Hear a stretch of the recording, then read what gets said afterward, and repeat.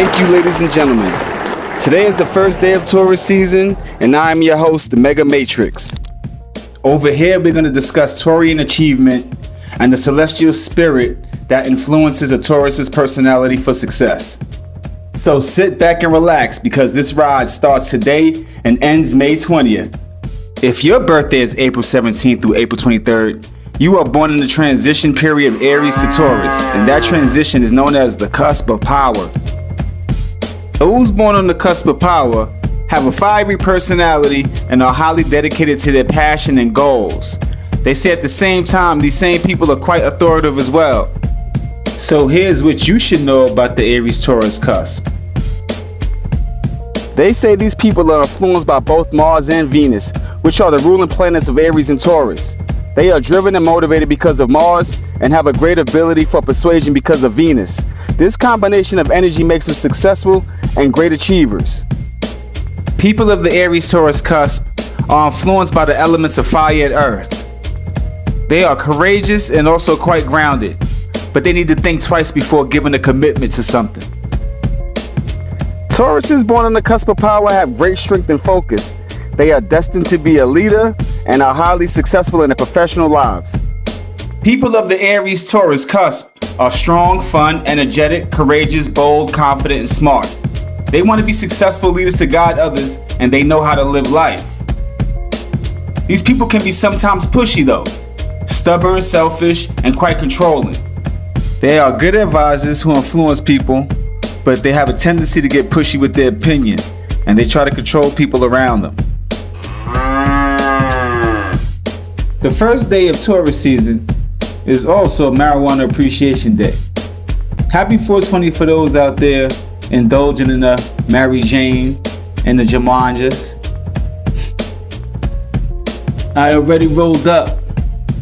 This holiday has both properties of fire and earth, which makes it appropriate for the cusp of power. Marijuana makes food and music more enjoyable, the two things the Taurus likes the most. What started as a ritual to smoke a Schedule 1 drug at 4:20 p.m. on a high school campus because they knew no one would be there became the staple of a counterculture holiday that is now considered just as important as a St. Patrick's Day or Halloween. And if you like weed, you should thank Taurus season for it, because 420 is in April, and April is the beginning of Taurus season. The first Taurus in the cusp of power is Lionel Hampton, vibraphone extraordinaire. While growing up in Chicago, Lionel learned how to play the piano, drums, and xylophone. He eventually took those skills and moved out to California, where he became a band member for several bands in the area at the time. While in California, Lionel innovated his showmanship by making it a trademark to juggle and twirl his drumsticks while performing with different bands throughout his tenure in California. This led to him eventually meeting Louis Armstrong and playing a vibraphone solo for Louis Armstrong. And he impressed Louis Armstrong so much that Louis invited him to do a solo. And since then, that obscure, hard-to-master instrument became one of the most innovative sounds in the swing band era of jazz. Lionel has worked with many great jazz legends and even started a few bands himself. Shit, even Quincy Jones learned from him. He was Quincy Jones's big homie, and everybody loves Quincy Jones, so you know, mostly what Quincy learned, he got a lot from Lionel Hampton. True Taurus season. Next up, we have Shamarr Franklin Moore. He's the hard-working Boris Cujo. Straight out of Oakland, California, living abroad in Europe. He came back to the United States as a teen, went to college, eventually landed a job as a model. Shamarr Moore been that dude since the Soul Train days, bro. For light-skinned cats, if Will Smith was Iron Man, Shamarr Moore would be War Machine. With a career spanning over 30 years, he has been very successful as an actor. From action to comedy to drama to voiceovers and cartoons, this man has done a lot. The only light-skinned dude that could wear a peasy lace front and still get jobs even after all the ridicule from the black community. Taurus season. Next up, we have Tara Lee Patrick, better known as Carmen Electra. Ever since Carmen Electra burst on the scene in the 1990s, her beauty has always been magnetizing. But then when you find out she has a cool as fuck personality, then she becomes even more attractive to the eye. She first stepped on the scene as the muse to musical genius and recording artist Prince. She came down a long line of acts such as Vanity 6, Apollonia 6, Sinead O'Connor, and has become actually the most successful out of all those acts that ever dealt with the music artist Prince. With her career spanning damn near 30 decades, she has been movies, she's produced an album, she's been on television, she's damn near done it all.